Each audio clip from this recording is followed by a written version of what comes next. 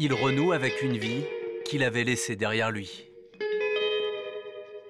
Médaillé de bronze au JO de Londres en 2012, Hugo Legrand avait atteint les sommets en judo avant de tout plaquer en 2015. Le Normand n'avait alors que 26 ans.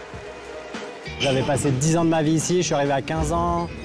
Voilà, ça devenait un peu trop routinier. Ça en est arrivé à de l'écœurement. J'arrivais ici, j'avais pas envie d'être là, et donc ça allait contre mes principes. J'avais plus du tout envie de me forcer. J'avais envie d'explorer le monde. Il ira aux États-Unis et deviendra concepteur de décors pour des clips publicitaires. 8 ans après avoir goûté au rêve américain, le judoka retrouve l'INSEP pour se replonger dans le sport de haut niveau. Objectif, décrocher une sélection pour les JO de Paris. Le fait de voir vraiment d'autres horizons, d'autres domaines, d'autres milieux qui m'ont totalement qui m'ont éloigné des tatamis me permet aujourd'hui de revenir avec un autre état d'esprit, une autre vision, une maturité aussi et ouais, une fraîcheur qui est différente des autres. Une fraîcheur mentale retrouvée et une technique toujours élégante. À 34 ans, Hugo Legrand rivalise encore avec les meilleurs. Je me sens bien. Maintenant, les sensations judo, elles vont revenir petit à petit, évidemment. C'est comme si vous demandez à un sprinter de 100 mètres de refaire ses temps alors qu'il a arrêté pendant 8 ans. C'est pas possible, ça revient pas comme ça. Ce serait trop beau. Pour retrouver une forme olympique, l'ancien champion d'Europe peut s'appuyer sur le soutien technique de sa fédération et sur les conseils avisés de Paco, son frère aîné.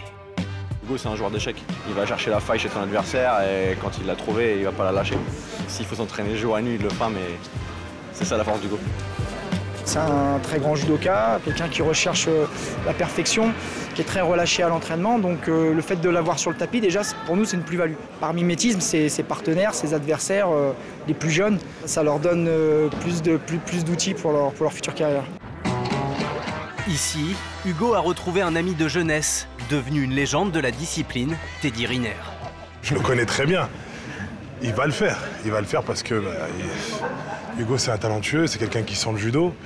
Et quand il a décidé quelque chose, rien ne peut l'arrêter. Donc moi, je suis à 1000% derrière lui. Et puis voilà, j'ai mes repères qui reviennent en équipe de France. Je suis content parce que là, j'étais un petit peu le vieillard. Hein. Et vous retrouvez un ami. Et le judoka, il est comment 8 ans après là? Il n'a rien perdu. Il sent le judo toujours. Et je le vois, même s'il me dit, ouais, c'est normal. Il reprend, il a plein de choses à remettre. Mais je le vois. Il est en train de mettre déjà des hippons et d'annoncer la couleur. Ça, c'est très bien. Maintenant, ce qu'on veut, nous, c'est... Voilà, j'ai déjà un programme. Moi, je suis derrière lui parce que vous vous rendez pas compte, c'est beau ce qui est en train de se passer. Les Jeux Olympiques à Paris, Hugo qui décide de revenir. On lui a pas pris sa place, c'est lui qui a laissé sa place.